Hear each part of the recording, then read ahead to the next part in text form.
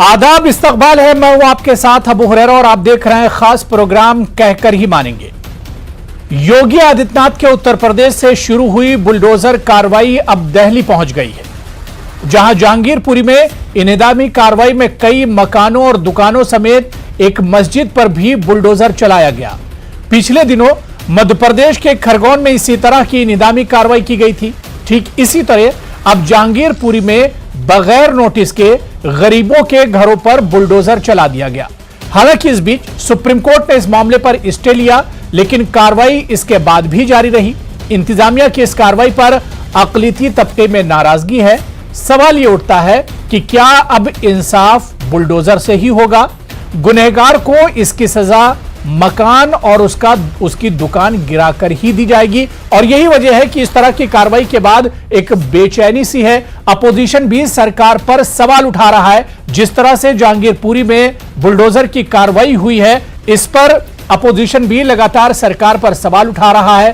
Congress, Samajwadi party, आम आदमी party, तमाम अपोजिशन पार्टियों ने इस पर सवाल खड़े किए हैं। और सबसे अहम सवाल यही हो जाता है कि क्या अब जो गुनहगार है उसे सजा देने के लिए या इंसाफ देने के लिए सिर्फ बुलडोजर ही एक मुतबादिल बचा है? इसी पर हम बात करेंगे। आज जो कुछ जहांगीरपुरी में हुआ है, इसी पर हम चर्चा करेंगे।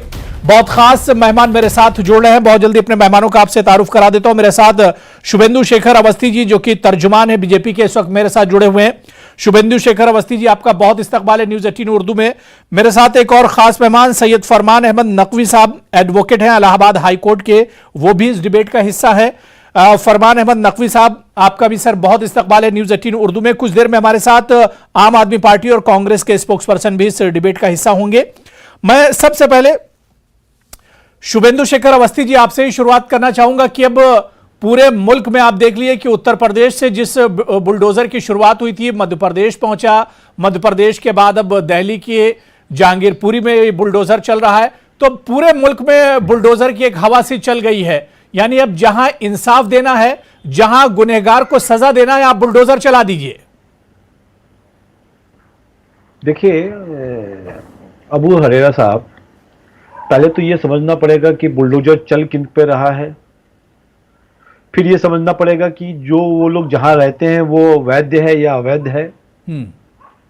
और तीसरी चीज, इसको आप रिलीजियस सब्जेक्ट पे मत लीजिए कि ये कोई मुस्लिम समाज के ऊपर चल रहा है। ये उन ताकतों के अगेंस्ट है जो इस देश के अंदर शांति को भंग करना चाहते हैं। और जो वो इलाका है, मेरे जहां से मैं इस समय आपको टीवी डिबेट पे बैठा हूं, वहां से महज 2 किलोमीटर दूर जहांगीरपुरी है। और उस इलाके को मैं जानता हूं कि उस इलाके में इन विरोधी पार्टियों ने, स्पेशली आम आदमी पार्टियों ने बहुत सारे रोहिंग्याज और बांग्लादेशी लोगों को वहां बसाया है, केवल वोट और वोट की पॉलिटिक्स के लिए। और लगभग 10,000 लोगों के नए वोटर आईडी कार्ड बनवाए गए हैं एमएलए के लेटर के बेसिस पे, जिनके पास कोई डॉक्यूमेंट नहीं थे। वो रोहिंग्याज थे, वो बांग्लादेश से आए थे। और जहां पे दिल्ली एक ऐसे सेंसिटिव इलाके पर जहां पर इस तरीके के लोगों को रहना ठीक नहीं है, वहां पर जानबूझकर इन लोगों ने इनको बसाया। और यही लोगों ने, ये अब नजर आ रहा है इंतजामिया को, ये सरकार को, इंतजामिया को, एडमिनिस्ट्रेशन को अब नजर आ रहा है। देखिए, नजर बहुत समय से आ रहा था। जब उसको छेड़ा गया तो सब पे वो हो रही है। और आप देखिए कि एक प्रोसेसर निकल रहा है। नहीं, शुभेंदु शेखर अवस्थी जी, बिल्कुल आप की जो बात है बिल्कुल सही, मैं इसे दुरुस्त मानता हूं कि जो लोग गुनहगार हैं उनके साथ ये कार्रवाई हो रही, बहुत सही। जो कसूरवार हैं, जो गुनहगार हैं, उनके साथ कार्रवाई होनी चाहिए। वो किसी भी जाति के हों, पूरी ईमानदारी से मुझे बताइए कि जो लोग शोभा यात्रा में थे, गैर कानूनी शोभा यात्रा जिसके लिए परमिशन नहीं लिया गया था, उस शोभा यात्रा में जो लोग हथियार तलवार लेकर पहुंचे, कितने ऐसे लोग हैं जिनके घरों पर बुलडोजर चला? देखिए अबू हुरैरा साहब, कोई भी लोगों के घर पे नहीं चला, क्योंकि उन्होंने कोई भी किसी के ऊपर कहीं पर भी कोई अटैक नहीं किया। पहला चीज, ये अटैक प्री प्लान था। आपको आज के न्यूज़पेपर में पता चला होगा, बड़े बड़े न्यूज़पेपर, बड़े बड़े लोगों ने बताया कि ये 2 दिन पहले से प्लानिंग हो रखी थी। लोगों ने सरिया, अंसार नाम का जो शख्स है जो गिरफ्तार किया गया, जो असलहा लहरा रहा था, तो बीजेपी का ही है। नहीं, ये तो आम अबू आदमी हरेरा पार्टी भी साहब, बता रही ये है। कोई ये कोई आम आदमी पार्टी या कोई बीजेपी का नहीं है। ये एक किसी चुनाव में भारतीय जनता पार्टी के साथ आज से 5 साल पहले कोई एक फोटो दिखा रहे हैं। पर हमने जब कल आतिशी ने ये बताया तो उनके यहाँ पर हमने उनको फोटो दिखाई कि किस तरीके से संजय सिंह ने संगीता बजाज और अंसार को अपनी पार्टी में आज से 3 साल पहले ज्वाइन कराया था। और यही नहीं काम, बात खत्म होती है। यही वो व्यक्ति है जो वहां पे पहले बोझ को ढोता था, और अब वो व्यक्ति कौन है? कुल मिलाकर वो इन शुभेंदु लोगों शेखर को- अवस्थी जी, आज सुनिए, जो तो पूरी कार्रवाई बात समझ हुई है लीजिए। इसे आप सही मान रहे हैं? जो बुलडोजर चला बिल्कुल मस्जिद के सही मान रहे ऊपर, हैं, इसमें जो कोई बुलडोजर गलती चला नहीं है। दुकानों पर, घरों पर, इसे अबू आप हरेरा सही साहब, मान रहे हैं? इसमें कोई गलती नहीं है। यदि पत्थर मारे जाएंगे तो उनके जो अवैध कब्जे वाले घर हैं वो तोड़े जाएंगे। उनको ऑलरेडी नोटिस दी गई थी। और इसमें चाहे वो खरगोन हो, चाहे वो जहांगीरपुरी हो, वो एक्शन बिल्कुल ठीक है और इसको हम ओके मानते हैं। चलिए ठीक है, मेरे साथ दो और खास मेहमान जुड़ चुके हैं। किशोर झा साहब हैं, स्पोक्सपर्सन है आम आदमी पार्टी के, और कमलेश जी हैं, स्पोक्सपर्सन कांग्रेस के। दोनों मेहमानों का बहुत इस्तकबाल है। मैं किशोर झा जी, जो कार्रवाई जहांगीरपुरी में हुई, जिस तरह से बुलडोजर चले और जिस तरह से लोग जिनके घर गिर रहे थे, क्योंकि एक पूरी जिंदगी लोग लगा देते हैं एक घर बनाने के लिए, आशियाना बनाने के लिए, और किस तरह से मिनटों में उनके घर और उनकी दुकानों को गिरा दिया गया, बीजेपी उसे सही मान रही इस कार्रवाई को। किशोर झा जी, देखिए, बीजेपी कुछ चुनाव जीत के और बीजेपी इस घमंड में चली गई है कि अब वो कुछ भी कर लें, देश में कितना भी आतंक फैला लें, कितनी भी गुंडाई कर लें, कितनी भी बदमाशी कर लें, अब वो उनको कोई रोकने वाला नहीं है, कोई टोकने वाला नहीं है। लेकिन देश का जो आवाम है, देश की जो जनता है, तो देश की जनता ने ही उनको सिर पे बिठाया है। और बीजेपी वालों को ये सोच के रखना चाहिए और होश में रहना चाहिए कि ये आवाम उनको सर से उठा के जमीन पे भी फेंक सकती है। इनके अध्यक्ष ने कल कहा कि भारतीय जनता पार्टी कल जो दंगे के आरोपी हैं, दंगाई हैं, उनकी संपत्तियों पे बुलडोजर फिरवाएगी, आरोपियों पे बुलडोजर फिरवाएगी। लेकिन मुझे ये बताइए, जो अंसार, जो इनकी पार्टी का नेता, जो वहां पे तमंचे लहराता हुआ था और दिल्ली पुलिस ने तथाकथित तौर पे उसे दंगों का मास्टरमाइंड बताया, उसकी कौन सी प्रॉपर्टी पे इन्होंने बुलडोजर चलवाए? पहली चीज।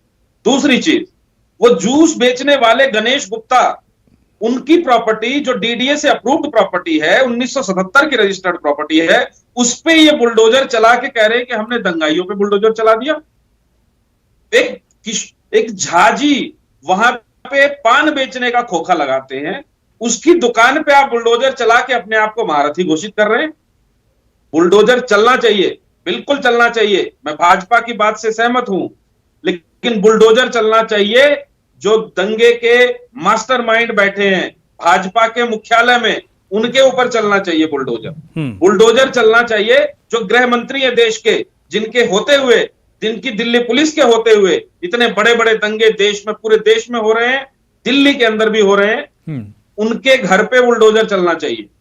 और ये बुलडोजर उन अधिकारियों पे, इनके पार्षदों पे, इनके मेयर पे, तमाम लोगों पे चलना चाहिए जिन्होंने अवैध कब्जे करवा रखे थे, जिन्होंने अवैध लोगों को वहां कब्जे करवाए, अवैध लोगों को बसाया, उसके बाद उनसे मछली उगाही करते हैं। किशोर झा जी, दिल्ली में इतना सब कुछ हो गया, जहांगीरपुरी में इतना हंगामा हो गया, बुलडोजर चलने की नौबत तक आ गए, बल्कि बुलडोजर चल भी गया।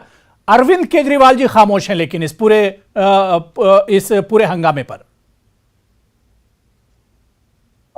अबू जी, अरविंद के मुख्यमंत्री जी ने 16 तारीख को, आपको ध्यान होगा, 16 तारीख जिस दिन दंगे हुए, जिस दिन दंगे भड़काए गए भारतीय जनता पार्टी के द्वारा, उस दिन भी कहा था कि देश के लोगों को, दिल्ली के लोगों को आपसी सौहार्द नहीं बिगाड़ना है, नहीं बिगाड़ना चाहिए, हमें मिलजुल के रहना है। और जो भी आरोपी हैं वो किसी धर्म से हैं, किसी संप्रदाय से हैं, दिल्ली पुलिस उन पे कार्रवाई करे और दोषियों को जेल भेजे। अब आप एक दिल्ली के मुख्यमंत्री से क्या उम्मीद करते हैं, जिसके हाथ में ना पुलिस है, ना कोई पावर है, ना एमसीडी की मशीनरी है? वो मुख्यमंत्री अपने लोगों के साथ खड़ा है। हमने दिल्ली के अंदर रामनवमी की शोभा यात्रा, हनुमान जयंती की शोभा यात्रा किस तरीके से हो, किस भाईचारे से हो, किस सौहार्दपूर्ण माहौल में हो, उसकी बानगी पेश की।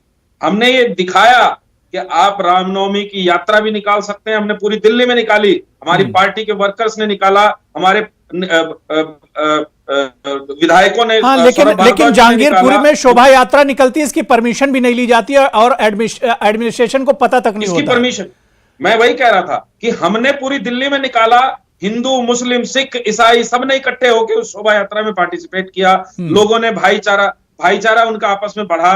मुस्लिमों ने केले बांटे, सिखों ने फूल बरसाए, ईसाई वहां पे पानी की सेवा कर रहे थे। और भाजपा एक प्री प्लान्ड दंगों को लेके जो है एक शोभा यात्रा निकालती है, दंगों की प्लानिंग करके एक शोभा यात्रा निकालती है, और इनकी शोभा यात्रा निकलती है। बहुत मुख्तसर में कुछ कहना चाह रहे हैं, आप जवाब दीजिएगा। मैं उसके बाद कमल साहब आपके पास आ रहा हूं, फरमान नकवी साहब आपके पास आ रहा हूं। किशोर झा जी पूरे चैनल पे झूठ बोल रहे हैं। आम आदमी पार्टी का वो कार्यकर्ता है, संजय सिंह ने खुद उनको लगाया, इसलिए चैनल पे बैठ के किशोर झा जी आप झूठ मत बोलो। दूसरी चीज, ये जो लोगों को आप बचाने की कोशिश कर रहे हैं वो कौन लोग हैं? क्या 60 साल में आपने एक भी अवैध कब्जे को यदि हटाया गया है तो आपको क्या दिक्कत है? आपको दर्द नहीं, तो 8 साल में आपको भी 8 साल में बीजेपी भी नहीं जागी ना।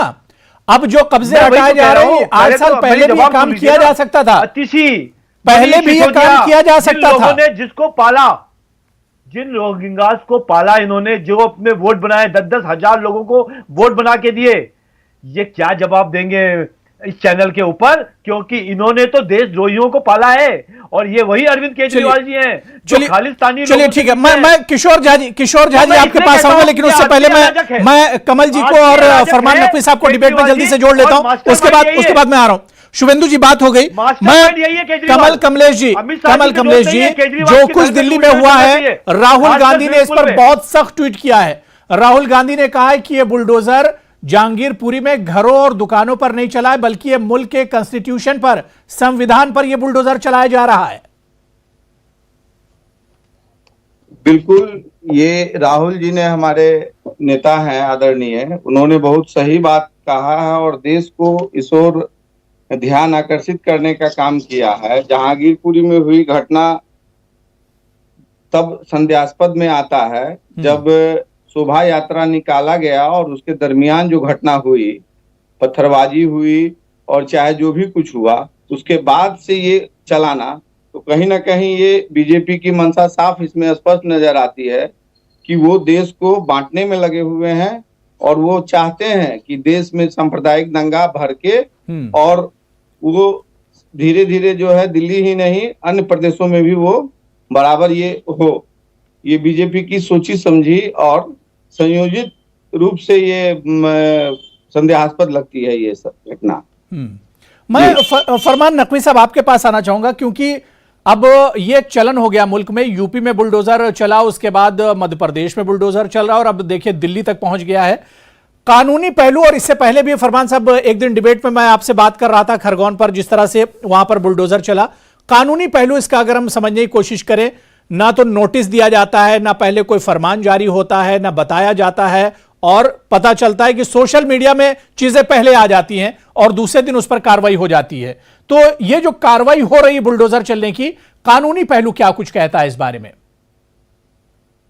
के पहलू को अगर आप गौर करेंगे तो कानून तो किताब में लिखा हुआ है, लेकिन जो आज के हाकिम हैं, अगर इन्होंने किताब में लिखा हुआ कानून ही नहीं मानना है, इनको अपना कानून मानना है जो इनके घर से निकलता है या इनकी पार्टी से या इनके ऑफिस से निकलता है, तो फिर कानून की बात ही नहीं होनी चाहिए। सुप्रीम कोर्ट सुबह 10:30 बजे स्टेटस को का ऑर्डर करता है। 1 घंटे के अंदर जो वकील साहब सीनियर एडवोकेट थे, उन्होंने जाके चीफ जस्टिस साहब के सामने मेंशन किया कि साहब वहां तो डिमोलिशन हो रहा है, वहां रुक नहीं रहा है, वहां तो काम शुरू हो गया, आपने स्टे किया, वहां काम शुरू हो गया। कोर्ट ने कहा कि डायरेक्टली ऑर्डर उनके पास आप भेजिए, रजिस्ट्री को डायरेक्ट किया कि ऑर्डर भेजिए। आप यकीन नहीं करेंगे कि 10:40 पे मैंने फ्लैश में देखा कि सुप्रीम कोर्ट ने स्टे कर दिया है, स्टेटस को ऑर्डर कर दिया है। एमसीडी के पास दिल्ली में वहीं बगल में बैठे हुए हैं, बल्कि सुधांशु जी कह रहे थे कि वो तो 2 किलोमीटर की दूरी पे है, तो सुप्रीम कोर्ट से मुश्किल से 15 किलोमीटर की दूरी पे रहे होंगे। बिल्कुल। और मोबाइल और आजकल का जो जो सिचुएशन है मोबाइल की या और जो है उसमें जो जिस तरह से कम्युनिकेशन होता है, तो ये तो पूरे हिंदुस्तान में इमीडिएटली कम्युनिकेट हो गया 10 मिनट के अंदर कि सुप्रीम कोर्ट ने स्टे कर दिया है। उसके बाद भी आप वहां डिमोलिशन 1 घंटे बाद आप शुरू कर देते, यानी 1 घंटे के अंदर आपको अगर खबर नहीं मिलती तो इसका मतलब ये कि आपको खबर लेनी ही नहीं थी, आपको कानून मानना ही नहीं था, आपको कानून की चारागुई हो रही है उसके बारे में आपको बात ही नहीं करनी थी। हमको अपने एजेंडे के हिसाब से जो काम करने थे वो किया। इसलिए जो आप मुझसे ये सवाल पूछ रहे हैं कि कानूनी पहलू, अरे कानूनी पहलू तो मैं तब बताऊं जब कोई बात ऐसी हो रही है जो कानून के दायरे में आती हो। ये जो बुलडोजर की पॉलिटिक्स है, ये बुलडोजर की जो पॉलिटिक्स है, ये तो किसी कानून की किताब में नहीं लिखा हुआ कि आज जुर्म हुआ, आज जुर्म हुआ और कल अगले आदमी का मुजरिम जो है वो तय हो गया। कहाँ? किसी पार्टी के ऑफिस में बैठ करके एक मुजरिम तय हो गया और उसके बाद वो पुलिस को दे दिया गया कि जाओ इसका घर गिरा के आओ। एमसीडी या जो भी सीडी जो भी है वो गए अपना बुलडोजर लेके उसका मकान गिरा दिया। तो सवाल ये है कि कौन सा कानून है? इसलिए कानून के ऊपर तो बात ही न कीजिए। अब ये बात कीजिए कि गैर कानूनी तरीके से कानून कैसे इम्प्लीमेंट होते हैं, ये उसके ऊपर बात होनी चाहिए हमें, क्योंकि हमारा मुल्क जो है अब बिल्कुल एनार्की की तरफ ले जा रहे हैं ये लोग। नहीं, शायद बीजेपी का कोई कानून होगा, और शुभेंदु शेखर अवस्थी जी बता रहे हैं, इशारा कर रहे हैं, शायद कोई कानून होगा जिसके बारे में बताएंगे। शुभेंदु जी। देखो, मेरे को बड़ा अजीब लगता है कि फरमान साहब ने ये नहीं कहा एक बार भी कि जिन लोगों ने ये काम किया वो गलत किया। उनको एक शब्द भी, एक लफ्ज भी नहीं निकला, ना ही आप पार्टी के लोगों से निकला, ना ही कांग्रेस के लोगों से निकला। मैं इस बात को लेकर बड़ा आश्चर्यचकित हो रहा हूं कि जो लोग इस तरीके से देश के लिए गड़बड़ हैं, जो अशांति फैला रहे हैं, उनके अगेंस्ट में यदि कोई एक्शन हो रहा है उनके अवैध कब्जे के ऊपर, नहीं तो कानून नाम की कोई चीज होगी ना। आप जो लोग कसूरवार हैं, जो गुनहगार हैं, तो कानून के दायरे में कार्रवाई होगी ना। 10 बजे सुप्रीम कोर्ट में। शुभेंदु शेखर अवस्थी जी, शुभेंदु जी, आप बहुत ईमानदारी से बात रखते हैं, बड़ी बेबाकी से बात रखते हैं और हमेशा मेरे डिबेट में आते हैं। मैं ये कह रहा हूं कि शुभेंदु शेखर अवस्थी जी, कानून भी कोई चीज है और कानून का दायरा भी है। सुनिए, मैं वही तो जवाब दे रहा हूं आपको जी कि 10 बजे सुप्रीम कोर्ट खुलता है, उसमें कौन पहुंचता है? कपिल सिब्बल, वृंदा करात वहां से कागज लेके आती हैं। ये देश में क्या हो रहा है कि आधे घंटे के अंदर एक केस के ऊपर लोग स्टे ऑर्डर लेके आ रहे हैं। तो कौन लोग इसके पीछे हैं? वही लोग किस तरह के लोग हैं कि इस देश के, और उसके बाद तोड़ा जाएगा। फरमान साहब, मेरा ये कहना है जो अवैध है वो अवैध है, जो वैध है वो वैध है। सुन लीजिए, देखिए फरमान साहब कुछ कानूनी पहलू बताएंगे जी। यहाँ उनको झा साहब दिखाई दे रहे हैं, उनको ये नहीं दिखाई दे रहा कि किस तरीके से हिंदुओं के ऊपर अरे शुभेंदु जी इतना गुस्सा न होइए, ये मैं भारतीय नहीं कर रहा हूँ। सुन लीजिए शुभेंदु जी, सुन लीजिए, देखिए मामला हिंदू मुसलमान का नहीं है, मामला शरपसंदों का है, जो लोग मुल्क को तोड़ना चाह रहे हैं। मामला शरपसंदों का, और चश्मा उतारना होगा। हिंदू मुसलमान जो हम देखते हैं वहीं पर मामला खराब हो जाता है। फरमान जी, फरमान नकवी जी, धर्म के आईने से नहीं देखना होगा। यदि हिंदू भी ऐसा करे तो उसका घर भी तोड़ना चाहिए। शुभेंदु जी, आप बहुत गुस्से में हैं, बहुत गुस्से में हैं, इतना गुस्से में न रहिए। ब्लड प्रेशर हाई हो जाता है। अब आप हमें भी सुन लीजिए, शुभेंदु जी सुन लीजिए, मैंने काफी टाइम आपको दे दिया। फरमान साहब बर्दाश्त नहीं कर पा रहे हैं बातें, आपको आपसे सच बर्दाश्त नहीं हो रहा, इसीलिए आप इतना ज्यादा एजिटेटेड हो गए। अब आप सुनिए, आपने कहा कि मुझको ये नहीं दिखा कि किसने शुरू किया था।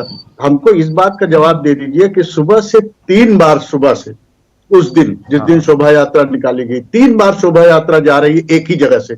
कौन सी शोभा यात्रा है भाई, ये जो 3 बार जाती है और फिर मस्जिद के सामने जाके लाउड स्पीकर बजाती है? आपके कौन सी शोभा यात्रा है हर साल में 4 बार ताजिए निकलते हैं? कभी वहां पे कोई पत्थर मारा गया? अरे भाई, आप अभी जो सीधा आपने सवाल उठाया, आप उसका जवाब दे दीजिए हमें। अभी ताजिए की बात नहीं हो रही, अभी बात ये हो रही है वहां पे 3 दिन धार्मिक यात्रा पर एक पत्थर 3 बार क्यों गए आप? पर 3 दिन पहले से वहां पे पुलिस ने अलाउ किया और मजाक कर रहे हो आप चैनल के ऊपर बैठ के।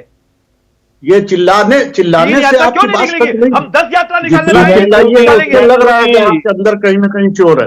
आप जितना मैं ये बताना चाह रहा हूँ कि आप फिरका परिस्थिति नहीं, आप बताना नहीं चाह रहे, आप सिर्फ दबाना चाह रहे हैं। आप आवाज दबाना चाह रहे हैं जो आप 3,000 निकले या 30,000 देखिए शुभेंदु शेखर अवस्थी जी जो बात बार बार आप कह रहे हैं कि कार्रवाई होनी चाहिए, कार्रवाई के लिए कोई मना नहीं कर रहा है, कार्रवाई जरूर होनी चाहिए। जो गुनहगार हैं, जो मुल्क को तोड़ना चाह रहे हैं, उन पर कार्रवाई जरूर होना चाहिए, लेकिन कार्रवाई के लिए कानून है, मुल्क आइन है, संविधान है, कॉन्स्टिट्यूशन है, उसके दायरे में ही कार्रवाई होगी। किशोर झा जी, ये गुजरात मॉडल जो है, ये गुजरात मॉडल दिल्ली लाया गया है। सुनिए तो अबू हरेरा साहब, कल सुप्रीम कोर्ट के सामने हमने जो अवैध कब्जा तोड़ने के लिए पहले के लिए जो नोटिसेस हैं वो वहां देकर और सुप्रीम कोर्ट से ऑर्डर लेके फिर तोड़ेंगे। नहीं ठीक है, कल देखेंगे सुप्रीम कोर्ट में क्या होता है। सुप्रीम कोर्ट में भी ये पूरा मामला गया है, कम से कम सुप्रीम कोर्ट ने आज स्टे लगा दिया, कल क्या होता है उस पर देखा जाएगा। किशोर झा जी, किशोर झा सुधेंदु जी की बात से ये साफ साबित हो गया। मैं भाजपा प्रवक्ता की बात काफी देर से सुन रहा था। जी, मैं सिर्फ इतना कहना चाहूंगा कि देखिए 21वीं सदी का भारत, हम अगर ये चाहते हैं कि हमारा देश तरक्की करे तो देश के अंदर सौहार्द, भाईचारा, आपस में प्रेम जरूरी है। और उसी इन्हीं का मॉडल है। इन्होंने पूरे देश में जहां जहां इनको कम्युनल टेंशन बढ़ाना होता है, जो इन्होंने रोहिंग्याओं को इंपोर्ट करके जो है बसाया हुआ है यहाँ पे, उनके माध्यम से ये घटनाएं करवाते हैं, उनके माध्यम से ये कम्युनल टेंशन पैदा करते हैं और देश के अमन चैन के दुश्मन हैं ये लोग। और ये लोग इतने बड़े दुश्मन हैं कि 2000 की इनकी 8 साल से मोदी जी की सरकार है, दिल्ली में दिल्ली पुलिस चला रहे हैं, ये रोहिंग्या डीडीए की लैंडों के ऊपर जो है झुग्गियां डाल के बैठे हुए हैं, रोहिंग्या रेलवे की जमीनों पे बैठे हुए हैं। और जिस दिल्ली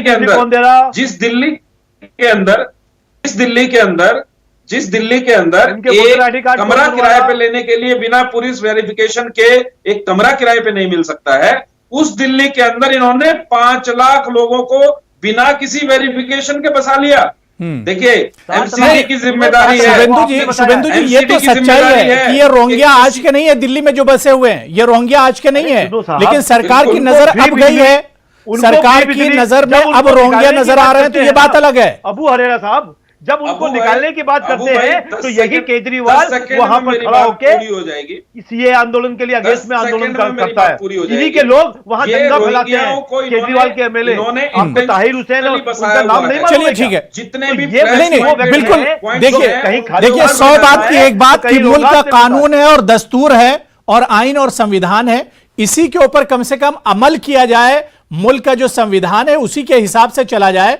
और कोई ये नहीं कहता कि कसूरवार को बख्श दिया जाए, जो मुजरिम है उसे बख्श दिया जाए, जो मुल्जिमीन है उन्हें बख्श दिया जाए, जो कसूरवार है उसे सजा जरूर मिलनी चाहिए, लेकिन उसके लिए मुल्क का कानून है, मुल्क का दस्तूर है और उसी के दायरे में रहते हुए कार्रवाई करनी चाहिए। लेकिन अगर इस तरह से सिर्फ बुलडोजर के नाम पर डराया जाएगा, दादागिरी की जाएगी, तो फिर हालात बेहतर नहीं होंगे, बल्कि जो कानून मुल्क का है, जो संविधान है, इसके दायरे में रहकर ही कसूरवार को सजा दी जानी चाहिए। सुप्रीम कोर्ट ये मामला है और इस पर सुप्रीम कोर्ट का सुनवाई करेगा, बहुत सेंसिटिव मामला है, क्या कुछ सुनवाई में फैसला होता है ये देखना बहुत अहम होगा। बहुत बहुत शुक्रिया शुभेंदु शेखर अवस्थी जी, किशोर झा जी, कमलेश जी और सैयद फरमान नकवी साहब, सभी का बहुत बहुत शुक्रिया चर्चा में जुड़ने के लिए।